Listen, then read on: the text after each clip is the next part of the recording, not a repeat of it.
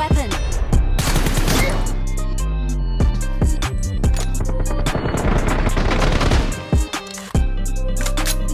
I need a weapon.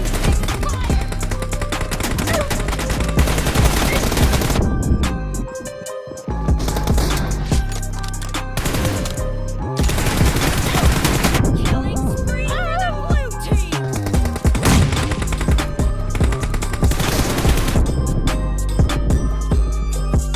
السلام عليكم ورحمة الله وبركاته. يعقوب صعب، رجعنا لكم فيديو جديد.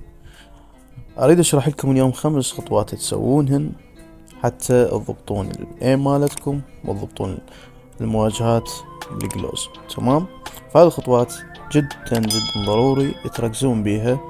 تمام، ما تقدمون الفيديو حتى تستفادون.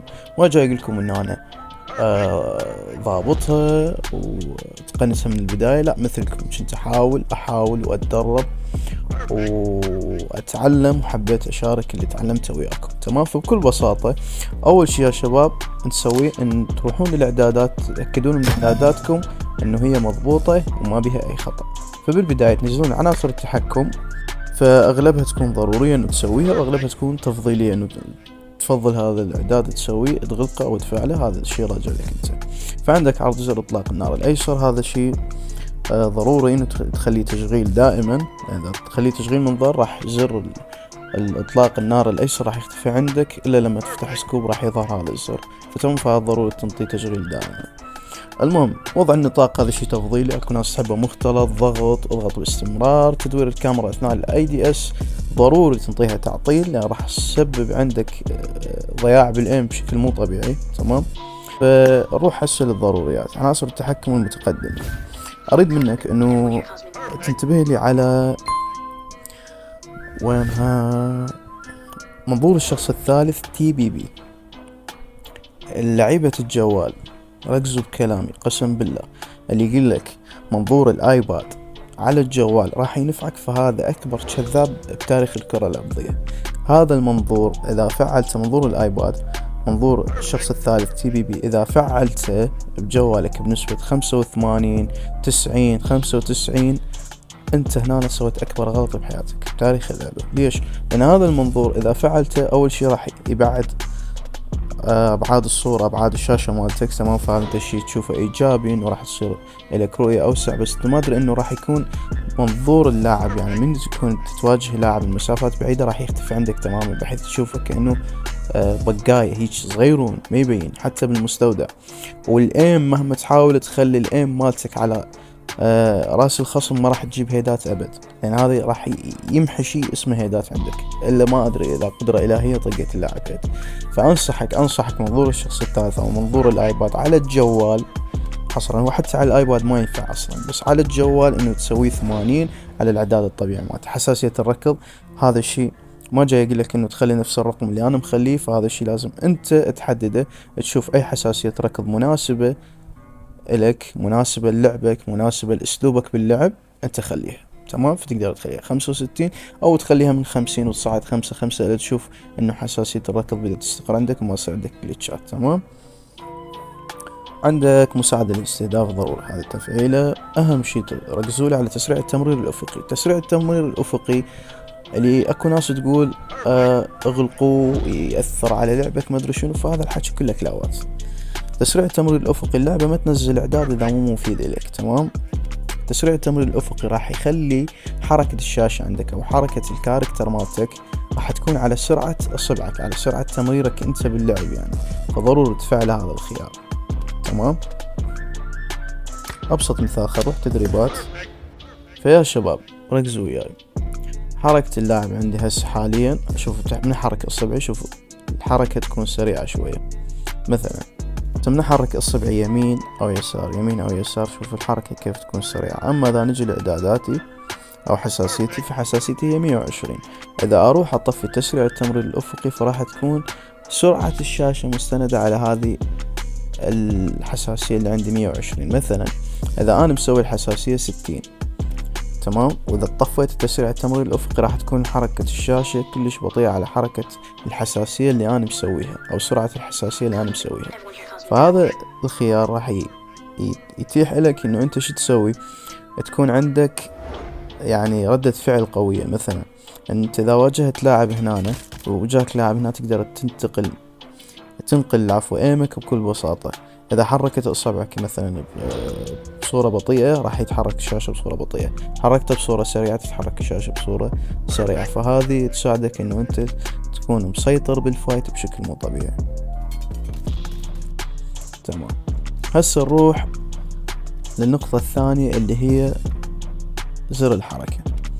شوف يا صديقي، زر الحركة ما اقدر اقول لك بصورة تامة انه انا راح اعطيك هذا الزر الحركة تخليه بفلان مكان وبفلان حجم، انت راح تصير محترف او راح يضبط عندك هذا الزر. فما اريد احكي مثل باقي العالم حتى اكذب عليك. تمام، زر الحركة يا حبيبي كل جوال له حجم، من جوال لجوال الاحجام تختلف، والايباد كذلك كل ايباد له حجم يختلف.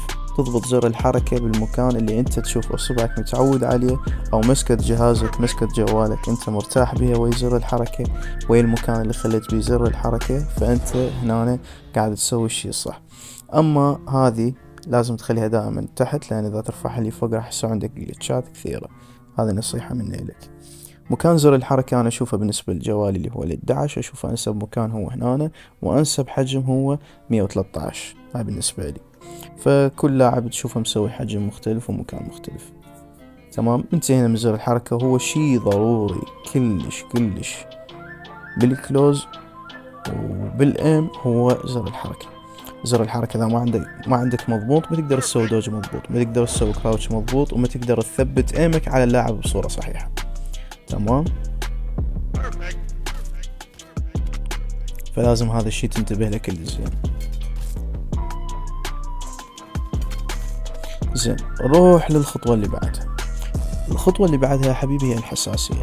اما اكو بعض التساؤلات واللي انا واحد من الناس صارت بي، انه اخذت حساسية من شخص وشخص هذا قوي، فبعد ما نزلتها على حسابي شفت انه هاي الحساسية عندي مو ضابطة فاشلة، فاكتشفت انه الحساسية ايضا يرادلها ممارسة.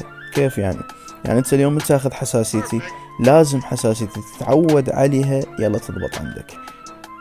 عرفت كيف؟ يعني لازم تلعب اكثر من جيم، تدخل اكثر من تدريب، تحاول تاخذ شمرة هذه الحساسية يلا تقدر تضبطها.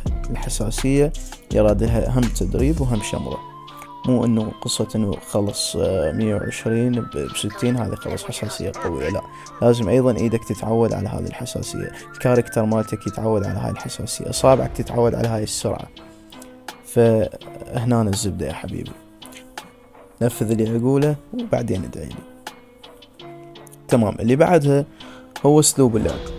حاول يا حبيبي دائما انه انت تقوي من اسلوب لعبك، انه لا تبقى على اسلوب واحد. ادرس، شوف اي لاعب مهما يكون، لا تقول انا ما اقلد ما ادري شنو، لا، اللعب هو احتراف واخطاء وتتعلم من اخطائك هم.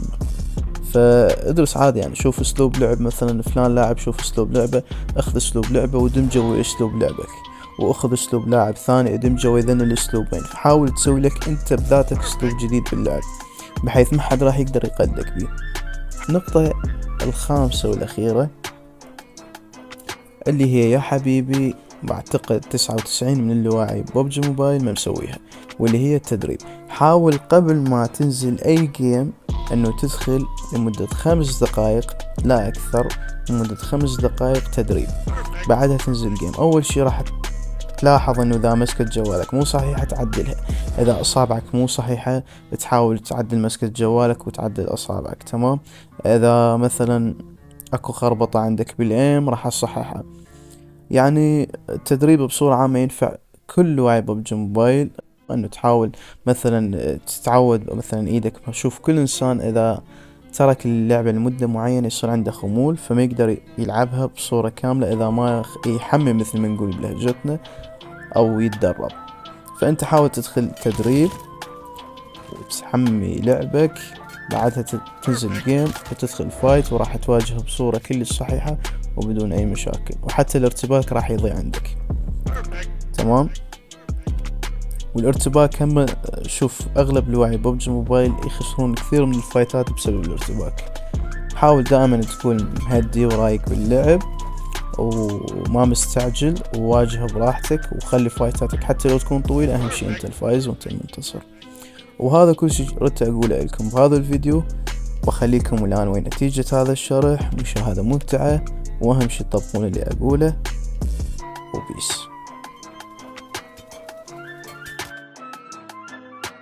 Perfect.